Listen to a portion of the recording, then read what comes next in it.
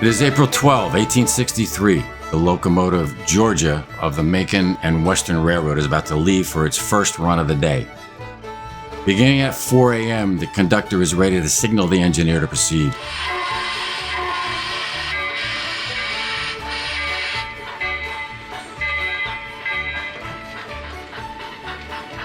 As it departs for Chattanooga as its terminus, we pass downtown Atlanta. Across the way, you see the Atlanta Hotel, followed by a warehouse and the Georgia Railroad Bank. The road being crossed is a main thoroughfare through Atlanta, Peachtree Street.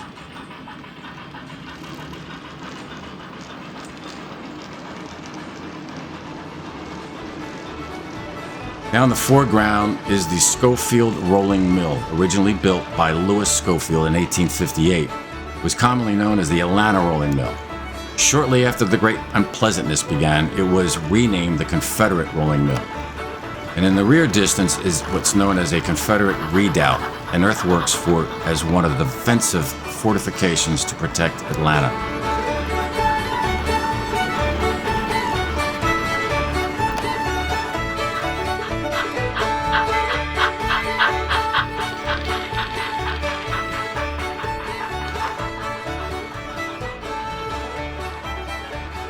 We are now proceeding into the cut below Kennesaw Mountain, where a great battle will be fought between the armies of Generals Sherman and Johnston in July of 1864. You can see that troops are constructing other fortifications along the bluff.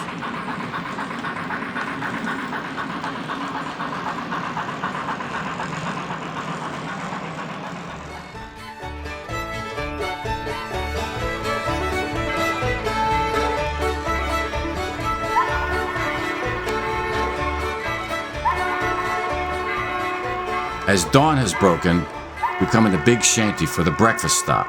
It was here, exactly 1 year ago, that Union soldiers dressed as civilians stole or captured, depending upon your persuasion, the locomotive general with the goal of burning bridges, thereby impairing reinforcements from supporting Chattanooga. This story will become known as the Great Locomotive Chase.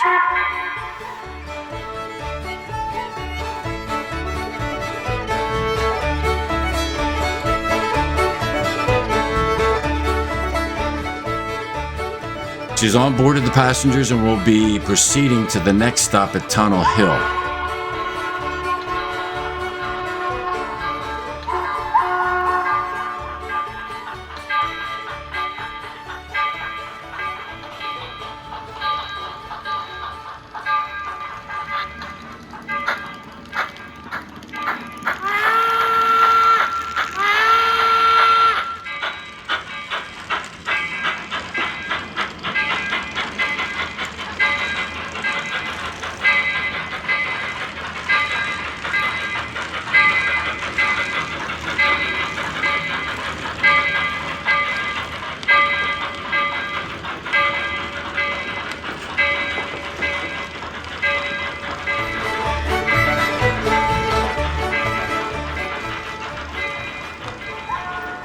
You can see recently constructed platform.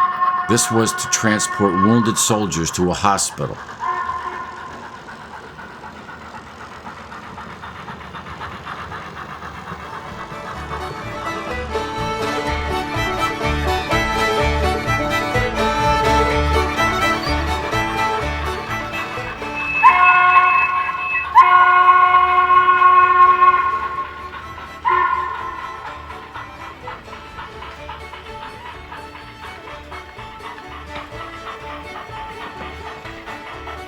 Crossing West Chickamauga Creek and passing Lee and Gordon's Mill, we can see a field battery moving into position. There have been rumors that enemy forces are in the vicinity.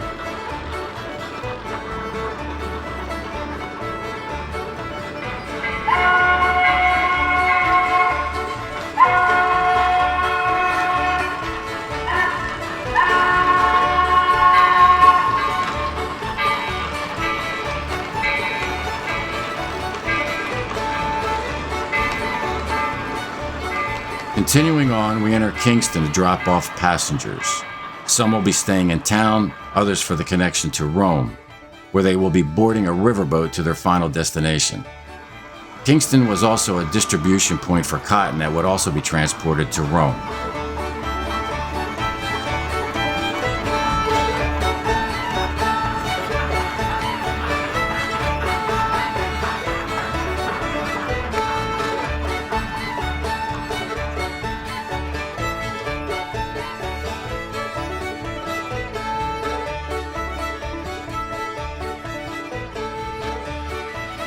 Next stop, Allatoona Pass. En route, we cross the Allatoona River, where an engineer detachment is laying out a pontoon bridge crossing for troops.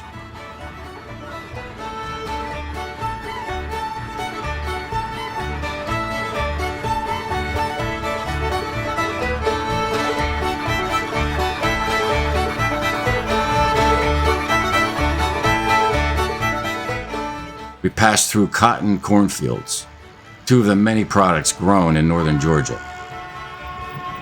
Georgia now passes Allatoona. This location will become another battle site in July of 1864.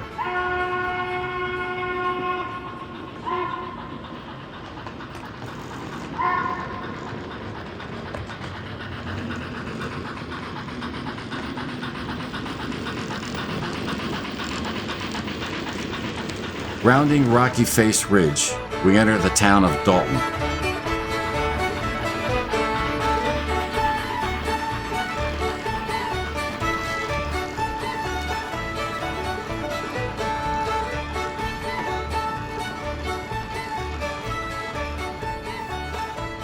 Notice the cattle being driven into town.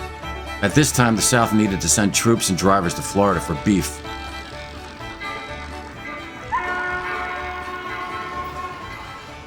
We make a brief stop at the Dalton car shed for passengers to both disembark and board the train.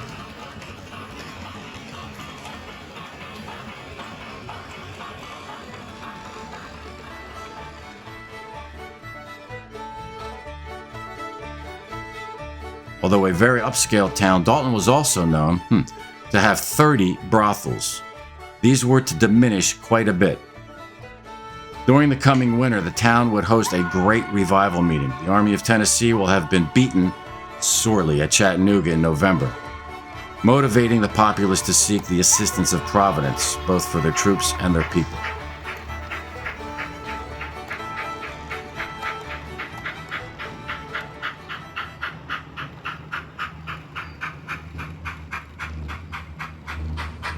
Also entering into Dalton is a train from Tennessee, Cleveland to be exact. This is on the line known as the East Tennessee in Georgia, which ran a direct route from Tennessee to Dalton.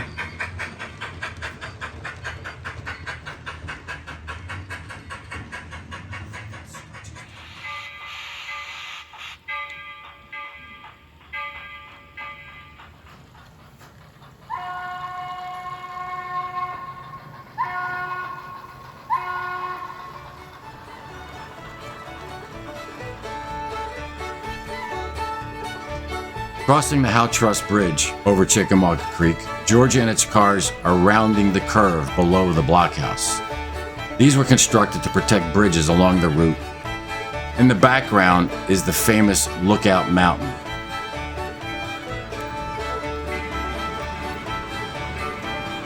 As we come into Chattanooga, Judge Hook's house is in the distance.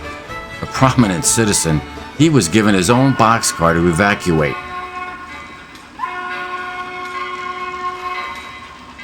As Union troops were peering across the Tennessee River, more people had decided it was time to move further south. Now we arrive at our final destination, the Chattanooga car shed, where we end the journey.